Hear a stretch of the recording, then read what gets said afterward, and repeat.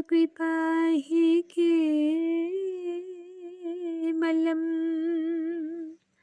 ॐ गुरुकृपा हि केवलम्। ॐ गुरुकृपा हि केवलम्।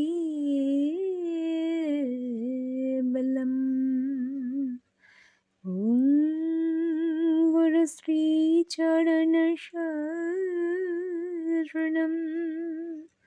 ॐ गुरुश्रीचरणशरणम्।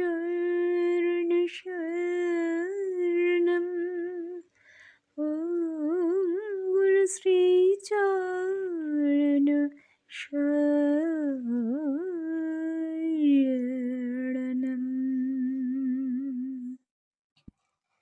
রাম নারায়ণ রাম, রাম নারায়ণ রাম। শুভ সূচনা পর্বে আমি আমার পরমার্ধ স্রষ্টা বাবা, আমার প্রিয় ঠাকুর বাবার শ্রীপাদ পদ্মে জানাই শত সহস্র কোটি প্রণাম। তৎসহ আমার সকল প্রিয় শ্রোতা বন্ধুর জন্য রইল আমার আন্তরিক বৈদিক অভিনন্দন। রাম নারায়ণ রাম। প্রতিদিনের ধারাবাহিকতা বজায় রেখে আজও আমরা ঠাকুর বাবার বাণী, দর্শন ও তত্ত্বের আলোতে নতুন কিছু অধ্যায় নিয়ে ভাবার চেষ্টা করব। তাই চলো সকলে আমরা একত্রিত হয়ে বাহ্যিক ঘটনার গণ্ডি পেরিয়ে একটু গভীরে প্রবেশ করি, ঠাকুর বাবার দর্শনের মধ্যে লুকিয়ে থাকা জীবনকে দেখার সেই অনন্য দৃষ্টিভঙ্গিকে বোঝার চেষ্টা করি। আমাদের জীবনে এত কেন অশান্তি? আমরা তো একটু শান্তির খোঁজ করে চলেছি সব সময়, তবুও কেন অশান্তি আমাদের পিছু ছাড়ে না? জন্মসিদ্ধ ঠাকুর শ্রী শ্রী বালব্রহ্মচারী মহারাজ বলছেন, অশান্তি শব্দটি হলো প্রকৃতিজাত একটি অবস্থাকে বোঝানোর ভাষা। সৃষ্টিকে যদি পুঙ্খানুপুঙ্খভাবে পর্যবেক্ষণ ও বিশ্লেষণ করা যায় তবে দেখতে পাবে সেখানে দুইটি বিপরীত স্রোত সর্বদাই বয়ে চলেছে। জোয়ার ভাটা, জন্ম মৃত্যু, দিন রাত্রি, এই সবই প্রকৃতিজাত। প্রকৃতির ধীর স্থির সৌম অবস্থাকে নাম দেয়া হয়েছে শান্ত অবস্থা। প্রকৃতির অস্থির চঞ্চল রুদ্র রূপকে ভাষার দ্বারা প্রকাশ করার জন্য অশান্তি শব্দটি ব্যবহৃত হয়েছে। সৃষ্টির প্রতিটি বস্তু, প্রতিটি অবস্থা যেমন প্রকৃতির সৃষ্টি, তেমনি অশান্তিও প্রকৃতির সৃষ্টি। পর্যায়ক্রমে এই অবস্থা আসবেই জীবনে।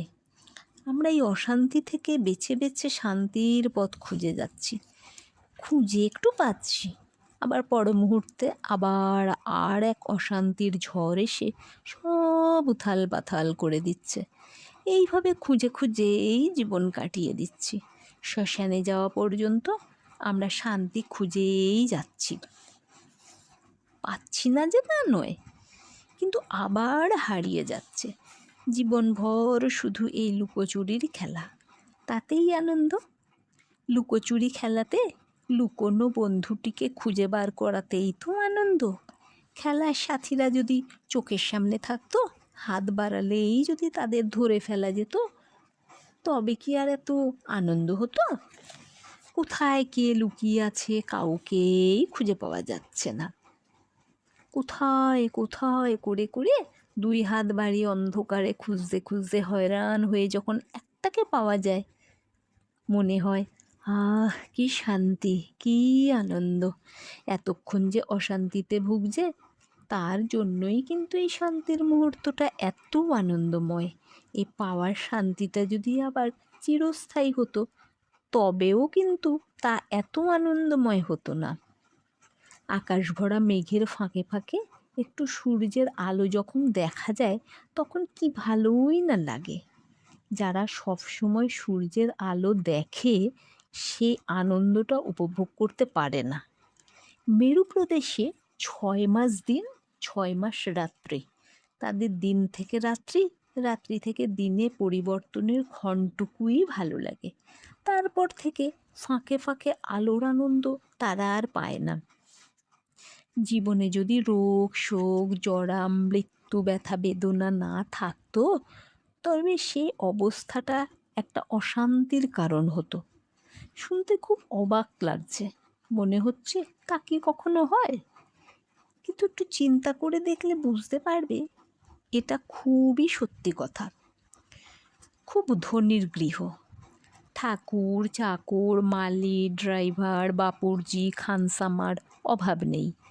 প্রতিদিন সকাল বিকাল নানা রকম খাবার, দিনে রাত্রে 24-25 রকম পদ রান্না হয়। বাইরে থেকে মনে হচ্ছে কি আনন্দেই না আছে।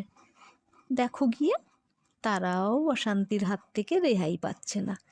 হয়তো একটি সন্তানের আশায় রাতে ঘুম হয় না। সন্তান হলো তো তখন আবার ছেলে চাই, ছেলে থাকলে মেয়ে চাই, এই অশান্তির শেষ নাই। প্রকৃতি হচ্ছে বৈচিত্র্যময়, প্রকৃতির জীব আমরাও তাই বৈচিত্র্য চাই। একঘেয়ে বিষয়বস্তুর দাম কমে যায়। যত সুন্দর যত ভালো যত মন মতোই হোক না কেন, কিছুই আমাদের অনেক দিন ধরে ভালো লাগে না।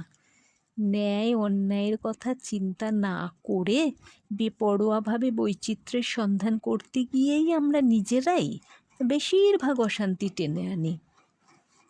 অশান্তি দুই রকমের, কতগুলো স্বেচ্ছাকৃত, কতগুলো প্রকৃতিজাত। প্রাকৃতিক নিয়মে যে অশান্তি অবস্থা সেটা প্রকৃতির দান। যেমন রোগ শোক জরা মৃত্যু এইগুলি সেই পর্যায়ে পড়ে। আমরা বৈচিত্র্য চাই, এটাও প্রাকৃতিক সত্য। এই সত্যের সুযোগ নিয়ে ন্যায় অন্যায় নির্বিশেষে অশান্তি আসতে পারে জেনেও অনেকে বৈচিত্র্যের পথে যায় এবং বৈচিত্র্যের নামে নতুন নতুন অশান্তি ডেকে আনে। সেই অশান্তিগুলি সেলফ ক্রিয়েটেড, স্বেচ্ছাকৃত। বৈচিত্র্যের প্রবণতা যেমন প্রকৃতিগত, তেমনি বিবেক বুদ্ধি বিচার বিবেচনা শক্তিও প্রকৃতির দান। উভয়ের মধ্যে সামঞ্জস্য বিধান করে চলতে পারলে তবেই অশান্তিকে এড়ানো যায়। বুদ্ধি বিবেক বিবেচনা এইসব দিক নির্ণয়ের কাঁটাগুলি অনুসরণ করে চলতে পারলে অশান্তির মধ্যেই শান্তির সন্ধান পাওয়া যাবে। আর এগুলিকে উপেক্ষা করলে অশান্তির আগুন বাড়বে বই কমবে না। প্রাকৃতিক নিয়মে অঙ্গ প্রত্যঙ্গগুলো যেমন শরীরের মধ্যে সুন্দরভাবে সাজানো আছে আমাদের, তেমনি প্রাকৃতিক ছোটোখাটো অশান্তিগুলো সুন্দরভাবে যেন সাজিয়ে রেখেছে। ওগুলো বাদ দেওয়া যায় না, বাদ দেবার চিন্তা করাটাই অমূলক। সবচেয়ে মজা আর রহস্যের বিষয় হলো যে অশান্তিতে আমরা হাবুডুবু খাচ্ছি, যে অশান্তিগুলো আমরা নিজেরাই সৃষ্টি করছি, অথচ বলছি ভাগ্যফল কর্মফল। নিজেদের সৃষ্ট অশান্তিতে উলট পালট খেয়ে নিজেদের চেষ্টাতেই যখন পাড়ে এসে উঠছি, তখন আবার বলছি কি ভগবানের কি অসীম দয়া, তার কৃপায় তার আশীর্বাদে এতদিনে শান্তি পেলাম। তখন দিচ্ছি হলের লুট, আসলে যেখানে ছিলাম সেখানে এসেই হরির লোড দিচ্ছি, নতুন কিছুই পাচ্ছি না। বেপরোয়াভাবে গাছে উঠতে গিয়ে পড়ে গিয়ে হাত পা ভাঙলো, তারপর সেরে উঠে বললে শান্তি পেলাম। পেলামটা কি? হাত দুটো পা দুটো তো আগেও ছিল, এখনো রইল, নতুন করে তো আরও দুটো হাত পা গজালো না। আগে যে অবস্থায় ছিলাম সেই অবস্থাতেই আবার এলাম। শান্তি পেলাম যে বলছি, নতুন করে পেলামটা কি? শান্তি বা আনন্দ আমাদের মানুষজাত, মনেরই সৃষ্টি। পুরাণে গল্পে আছে নারায়ণ নারদকে এক টুবে 12 বছর সংসার ঘানিতে ঘুরিয়ে আনলো, আবার এক টুবে আগের অবস্থায় নিয়ে এলো। তখন নারদের কাছে পূর্বাবস্থাটাই আনন্দময় হয়ে উঠল। অশান্তি সম্বন্ধে যতক্ষণ কোনো অভিজ্ঞতা না হচ্ছে ততক্ষণ শান্তিকে শান্তি বলে বোঝা যায় না, আনন্দকে আনন্দ বলে জানা যায় না। ওখানেই অশান্তির প্রয়োজন। যদি বিচ্ছিন্নভাবে বিভিন্ন দৃষ্টান্তের মাধ্যমে এই কথাই বুঝিয়ে দিয়ে যাচ্ছে যে অবস্থায় ছিলে সেই অবস্থাতেই সকলকে ফিরে আসতে হবে, তাতেই আনন্দ, তাতেই শান্তি। সঙ্গীতের তাল, মাত্রা, ছন্দ, লয় ঠিকমতো চলছে, তালে মাত্রায় যতই কারিকুরি করো না কেন, আড়েই ধরো ফাঁকেই ধরো, 16কে 32 করো আর 32কে 64তে ভাগ করো, এক সময় তোমাকে সমে ফিরে আসতেই হবে। ধা ধিন ধিন না, না তিন তিন না মাত্রাটা যদি ঠিক রাখতে পারো, তবে তুমি যেমন করে হোক সমে ফিরে আসতে পারবে। মাত্রা ঠিক না থাকলে সব বানচাল হয়ে যাবে।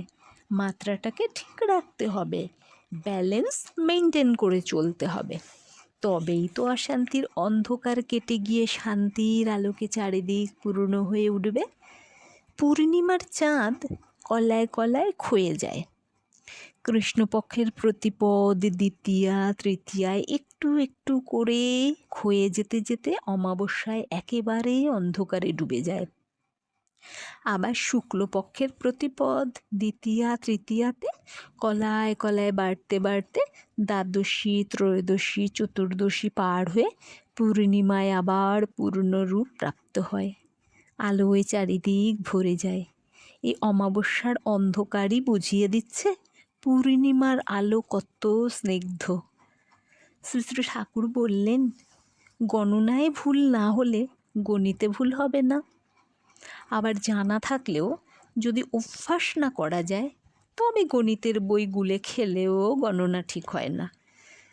প্রকৃতির গণিত না শিখলে, পাঠের অভ্যাস না রাখলে অজ্ঞানতার অন্ধকারে অশান্তির হোঁচট খেতে খেতেই চলতে হবে। মনে রেখো, কারণ ছাড়া সৃষ্টি নয়, সেই কারণ খোঁজও সৃষ্টির নিয়মই হলো খুঁজতে খুঁজতে গেলেই খোঁজ পেয়ে যাবে। আর খোঁজ পেলেই যে অশান্তি ভোগ করছিলে তা কেটে শান্তির আলো জ্বলে উঠবে, আনন্দের স্রোত বয়ে যাবে তোমার জীবনে। আজ এই পর্যন্তই। আবার তোমাদের সঙ্গে আমার দেখা হবে পরবর্তী ভিডিওতে। তোমরা সকলে সুস্থ থেকো, সুরক্ষিত থেকো, ভালো থেকো। রাম নারায়ণ রাম, রাম নারায়ণ।